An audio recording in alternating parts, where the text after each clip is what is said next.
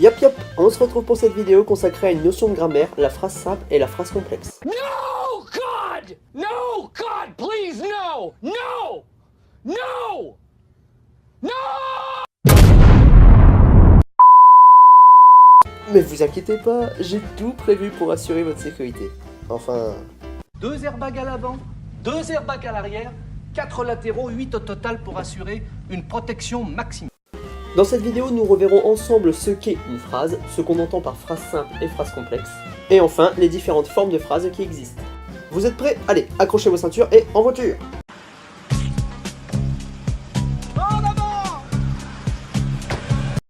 Alors, qu'est-ce qu'une phrase? Si on reprend la définition qui veut que ce soit un assemblage oral ou écrit capable de représenter l'énoncé complet d'une idée, je vous avoue qu'on comprend pas grand chose. Alors, qu'est-ce que c'est clairement? On va repartir de ce qu'on sait. À l'écrit, une phrase commence par une majuscule et se termine par un point. Ça, c'est fait. Théo, c'est pas fini. Seulement, si on se contente de ça, on oublie une donnée importante dans la matrice. Et cette donnée, c'est la proposition. Alors, la proposition, grosso modo, c'est un morceau de phrase qui se construit autour, et c'est très important, autour d'un verbe conjugué. Et j'insiste sur conjugué. Si bien qu'on peut affirmer qu'une phrase contient autant de propositions que de verbes conjugués. Autrement dit, un verbe conjugué égale une proposition. Alors maintenant qu'on sait ce qu'est une phrase, il faut savoir faire la différence entre une phrase simple et une phrase complexe. Et pour cela c'est très facile puisqu'une phrase simple n'est constituée que d'un seul verbe conjugué, par conséquent, elle n'est composée que d'une seule et unique proposition. La phrase complexe, quant à elle, contient au moins 2 propositions, donc au moins 2 verbes conjugués. C'est simple. On peut donc dire qu'une phrase complexe, en quelque sorte, c'est la somme de toutes les propositions qui la composent. C'est tout aussi simple. Bah attends, je termine. Puisque c'est si simple, pour le reste de la vidéo, on va se consacrer uniquement aux phrases complexes. Jusqu'ici, on a dit qu'une phrase complexe était constituée d'au moins 2 propositions. Mais est-ce que vous savez comment on relie ces propositions pour former cette phrase? Eh bien, ce n'est pas très compliqué. Prenons, admettons, une première proposition. Il y a des gens dehors. Et une seconde proposition, ils attendent quelqu'un. Dans la première, a est le verbe conjugué, dans la seconde, c'est attendre. Nous sommes donc bien dans une phrase complexe puisqu'elle est constituée de 2 propositions, elles-mêmes construites autour de 2 verbes conjugués. Intéressons-nous maintenant à ce qui relie les propositions entre elles. À titre personnel, j'appelle ça le ciment. Eh bien, il faut savoir qu'il y a plusieurs formes de ciment, il y a plusieurs façons de relier les propositions entre elles. La première forme de ciment, c'est celui constitué de signes de ponctuation exclusivement. Il y a donc la virgule, le point-virgule et 2 points. On obtient donc la phrase suivante, il y a des gens dehors, ils attendent quelqu'un. Et cette façon de relier les propositions entre elles porte un nom, il s'agit de la juxtaposition. On dit alors que les propositions sont juxtaposées entre elles. La deuxième forme de ciment se crée à partir des conjonctions de coordination, comme par exemple et ou encore car. Par ailleurs, les conjonctions de coordination, c'est comme le solfège. Mais où est donc Orny car? Cette forme de ciment porte elle aussi un nom, il s'agit de la coordination. Oh, t'as vu, j'avais jamais remarqué, dis donc, t'as vu, c'est le même inventeur. Et ouais, comme les conjonctions de coordination, vous avez vu, tout est lié. Mais y'en a là-dedans, non. Et la dernière forme de ciment se crée à partir des mots subordonnants, comme que et tous ses dérivés.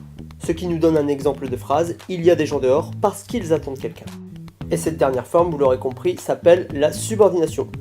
Les mots subordonnants qui donnent la subordination, tout cela est logique. J'ai rien compris. Non, ou alors c'est moi, Non, moi non plus, j'ai rien compris. Ok, alors on va revenir un peu plus en détail sur cette histoire de ciment. Une phrase complexe, c'est minimum 2 propositions. Mais il vous faut quelque chose pour les relier entre elles. Et bien, pour les relier, vous avez 3 sacs de ciment. Un correspondant au signe de ponctuation, un autre aux conjonctions de coordination et un dernier aux mots subordonnants. Alors ça, c'est très tordu, mais bougrement intelligent. Vous choisissez un élément parmi ces sacs et paf! Ça fait des chocs à pic. Non, ça fait une forme de phrase complexe. Prenons celui réservé à la ponctuation. Lorsqu'un signe de ponctuation vient relier 2 propositions entre elles, on dit qu'elles sont juxtaposées. Pour ce qui est du sac avec les conjonctions de coordination, c'est à peu près la même chose. Lorsqu'une conjonction de coordination vient relier 2 propositions entre elles, on dit qu'elles sont coordonnées. C'est cela, oui. Et enfin le dernier sac constitué des mots subordonnants, qui forment la subordination. Mais attention, petite subtilité par rapport aux 2 autres points, les mots subordonnants comprennent 2 natures, à la fois les conjonctions de subordination et les pronoms relatifs. qu'il ne faut absolument pas confondre puisque les deux joueront un rôle important lorsque nous étudierons plus en détail les propositions subordonnées. Je crois qu'il essaie de nous parler, il prononce des mots. Bon, la subordination c'est un point assez difficile qui méritera une vidéo entièrement consacrée à ce point. Notez bien ce que je viens de vous dire. Allez, prenez un papier et un stylo, on récapitule tout depuis le début. Alors, une phrase simple est à différencier de la phrase complexe par rapport à son nombre de propositions qui la constituent. Non, je rigole, je vous attends, allez. Tout d'abord, il faut apprendre à différencier la phrase simple de la phrase complexe. La phrase simple, c'est la phrase à une seule proposition car un seul verbe conjugué. La phrase complexe, plusieurs propositions car plusieurs verbes conjugués. Ensuite, on s'intéresse à ce qui relie deux propositions l'une de l'autre.